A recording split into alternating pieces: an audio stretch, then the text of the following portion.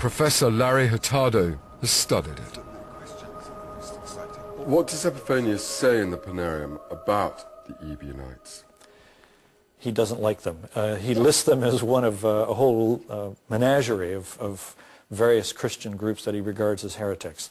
It's a kind of handbook of every kind of Christian belief you never want to embrace, among which he lists the Ebionites as one of them. Basic things that he says is that he describes them as a kind of Jewish Christian group, and he says that they prefer their own gospel over against the four gospels that are recognized by other Christians. And what was this gospel? One writer describes it as being a version of the Gospel of Matthew in Hebraic language with certain things missing, but it raises about as many questions as it does settle. But if the Gospel of the Ebionites was based on a work that was accepted into the New Testament, why on earth was it considered heretical? Well, if we study the accusations of their opponents, there's one shocking difference between the two texts. In Matthew's Gospel, Jesus is said to have been miraculously born of a virgin. But the Ebionites disagreed. So in their Gospel, the story of the Nativity. They believed that rather than being conceived by the Holy Spirit in the womb of a virgin, Jesus was born the eldest son as a result of the sexual union between his parents, Mary and Joseph. But for Epiphanius and for others like him, such beliefs were heretical, and any gospel containing such ideas had to be stopped.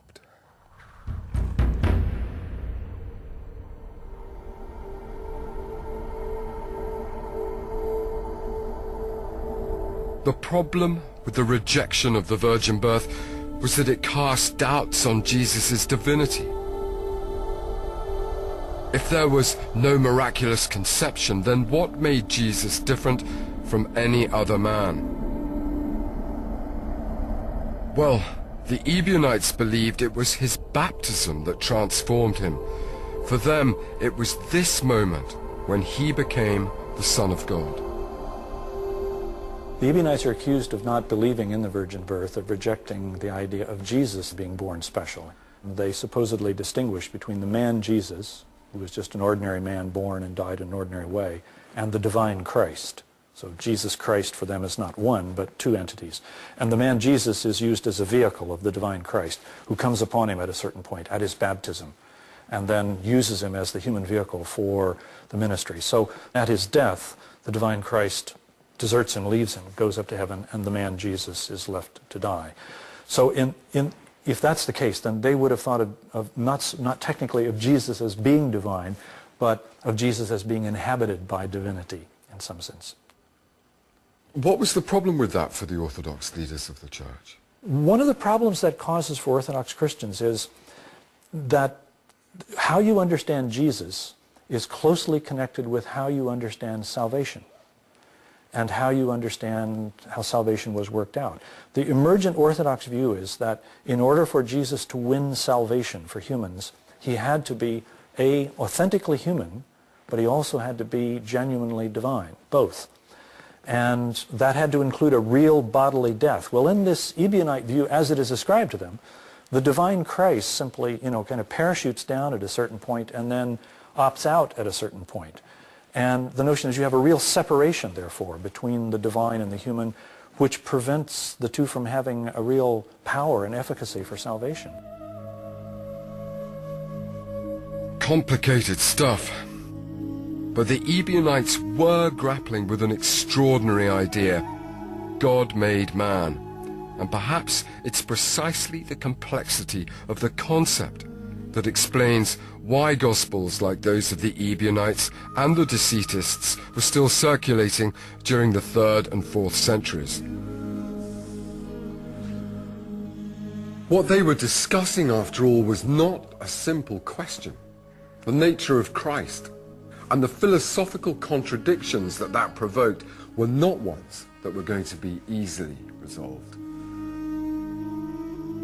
But the Gospel of the Ebionites did achieve something. Along with the Docetic texts, the Gospel was one of the works which helped the early church to begin to define what was and what was not acceptable in the debate about Jesus' true nature. Without such works to react to, it might well have taken the church longer to clarify exactly what it meant when it claimed that Christ was both human and divine. The church's final doctrine stated that Jesus was God from God, but also truly human. It was a statement which immediately condemned the Gospel of Peter and the Gospel of the Ebionites to the dustbin of heresy.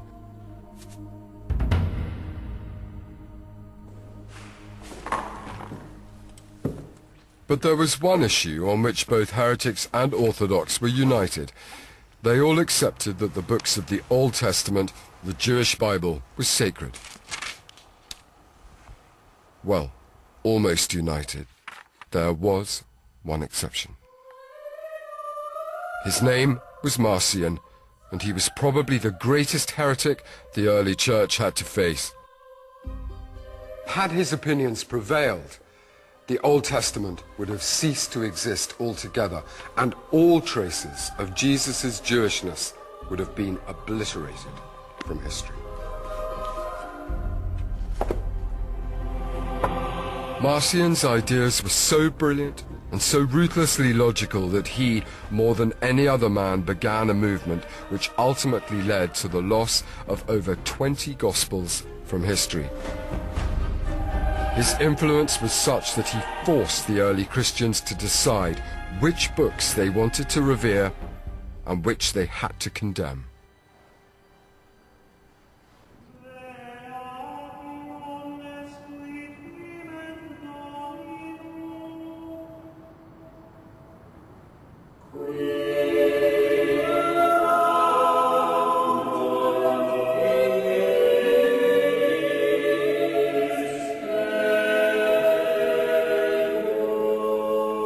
In 139 AD, a wealthy young man traveled from his birthplace on the coast of Turkey to the capital of the Roman Empire. On his arrival, he generously donated 200,000 sesterces to the fledgling Christian church, and then he set to work writing. 5 years later, he unveiled two of the most compelling, distinctive, and revolutionary literary productions the church had ever encountered, and they were so dangerous that they were to change the course of Christian history.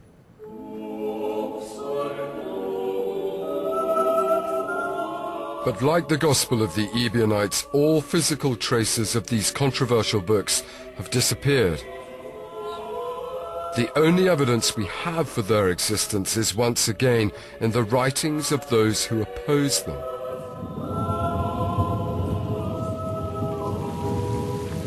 A measure of Marcion's significance is that whilst the Ebionites are mentioned only 8 times in 3 books, Marcion's writings are the subject of great tomes.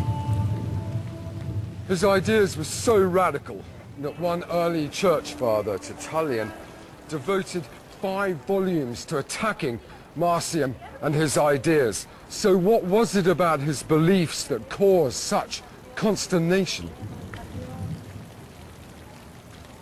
Well, unlike the Ebionites, rather than embracing the Jewishness of Christianity, Marcion utterly rejected it. And it was the radical form that this rejection took which caused such a storm.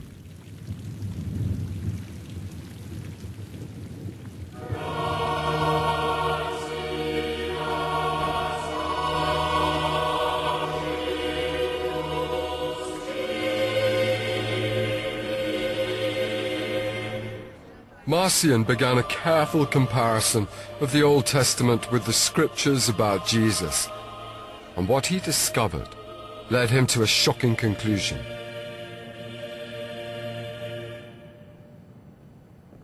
He came to believe that the gospel brought by Jesus was the good news of deliverance, involving love, forgiveness, and redemption. and by way of contrast that the Jewish law was the bad news which had made the gospel necessary in the first place. And he saw that this Jewish law involves strict commandments, judgment, and death. The law was given to the Jews. The gospel of life was given by Christ. But once Marcion became committed to this idea, he found himself facing a profound philosophical problem. The God of the Jews was wrathful, vengeant, judgmental. How could this God also be the loving and merciful God of Jesus Christ?